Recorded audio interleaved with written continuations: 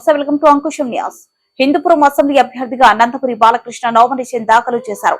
హిందూపూర్ పట్టణంలో పెద్ద ఎత్తున నందమూరి అభిమానులు తెలుగుదేశం పార్టీ శ్రేణులు భారీగా తరలివచ్చారు.